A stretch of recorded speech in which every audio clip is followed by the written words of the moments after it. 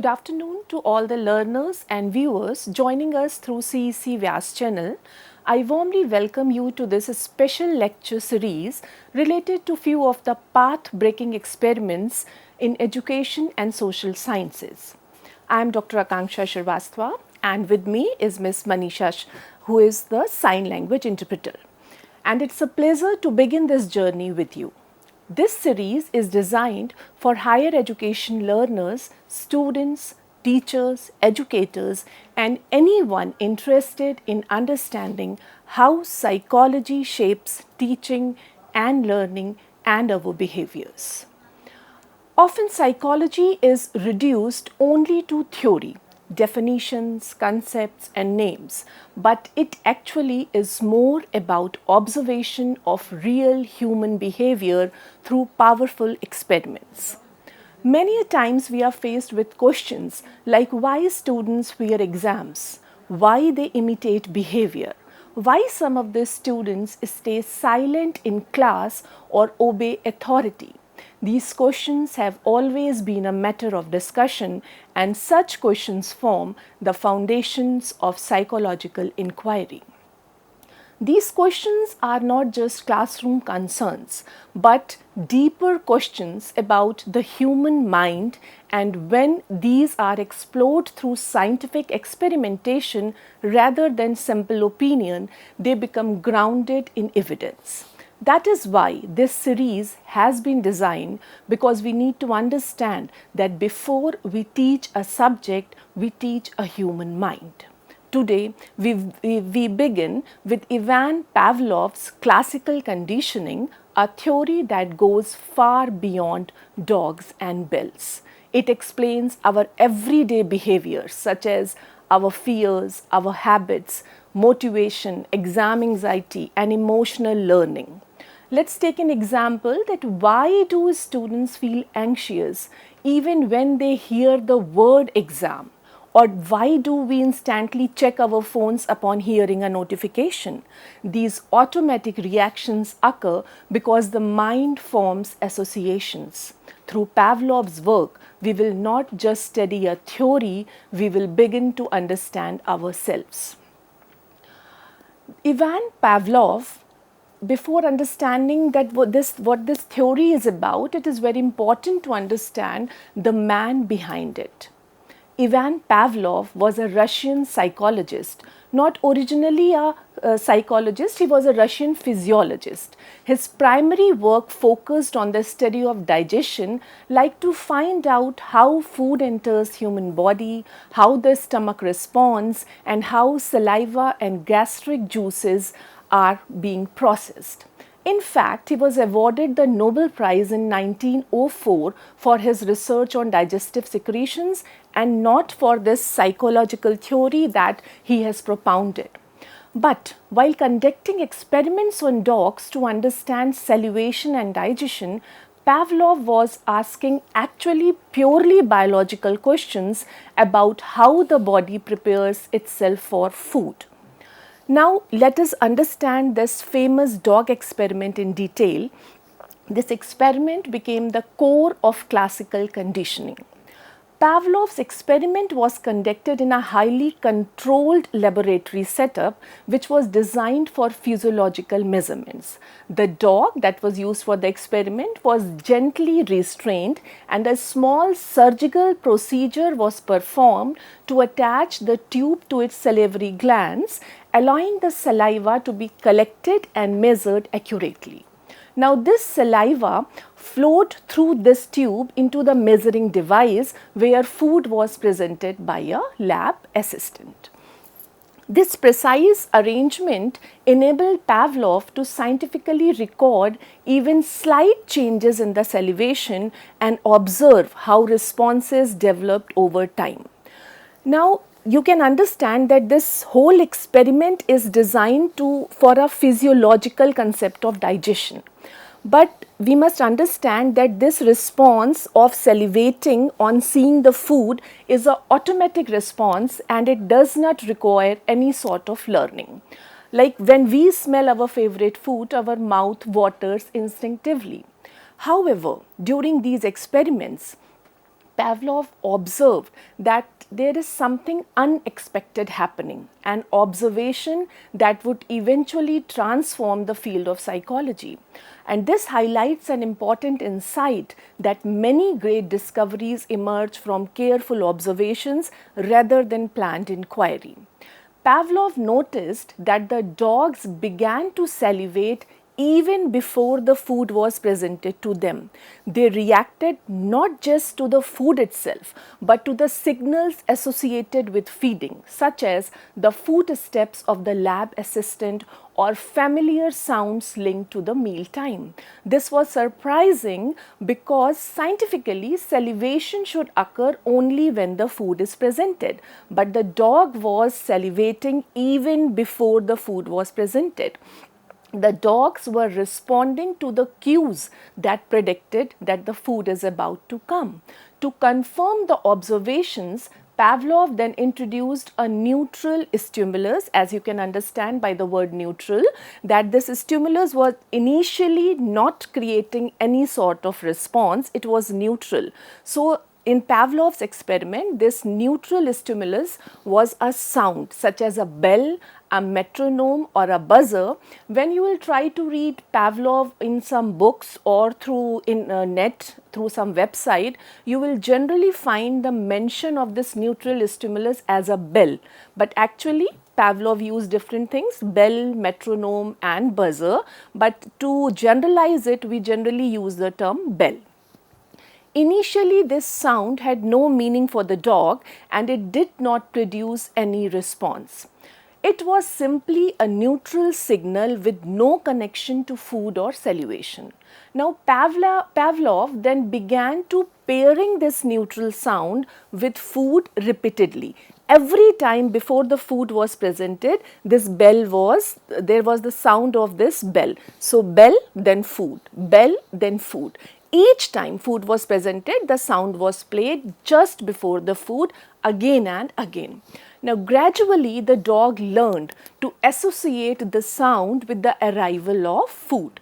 After repeated pairings of this bell and food, a significant change occurred even in the absence of the food. Now this sound alone triggered salivation. Even when the food was not presented, only the bell sound was there, the salivation started.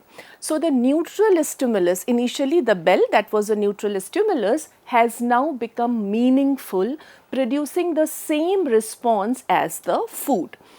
The learning through repeated associations is known as classical conditioning.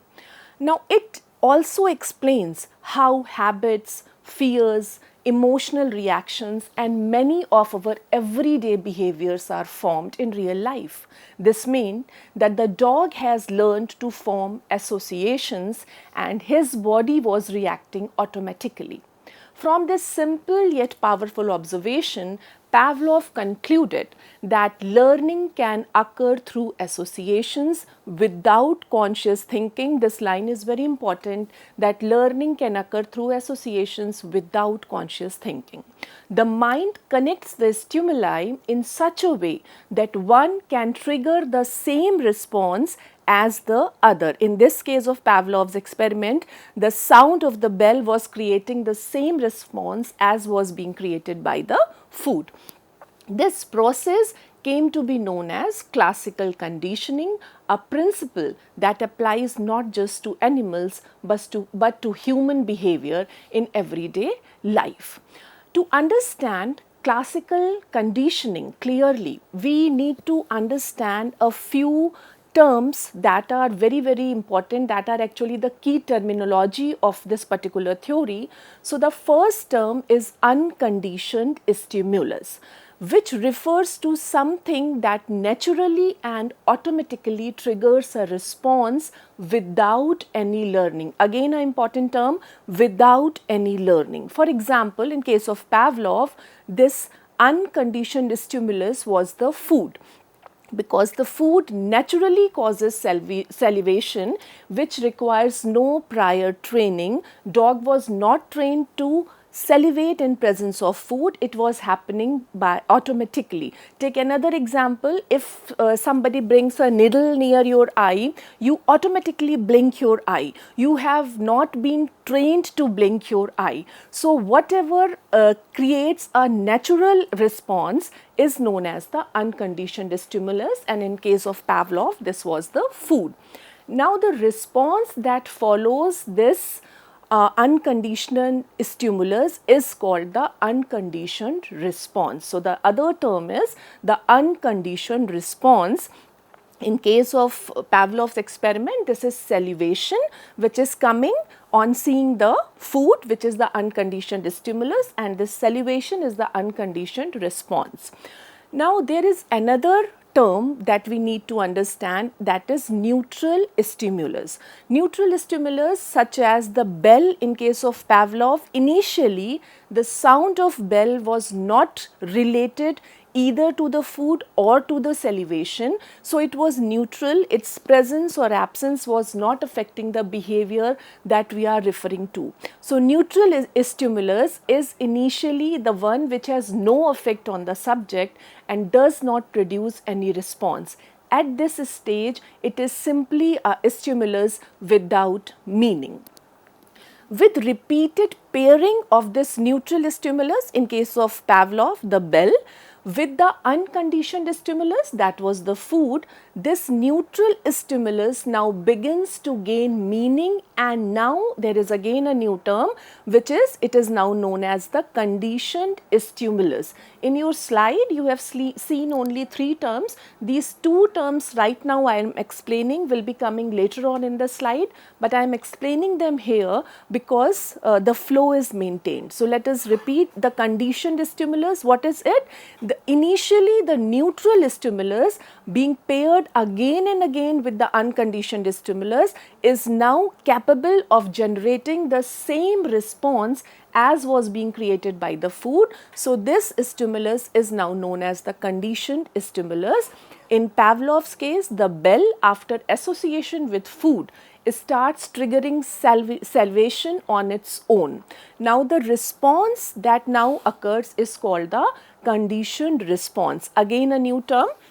This salivation was originally known as the unconditioned response, but now this is known as the conditioned response because it is coming in response to the conditioned stimulus, that is the bell, not in response to the unconditioned stimulus, that was the food. Now a very important distinction that we have to understand is that conditioned response is a learned reaction and unconditioned response was a automatic reaction. So this is the difference between the unconditioned response and the conditioned response.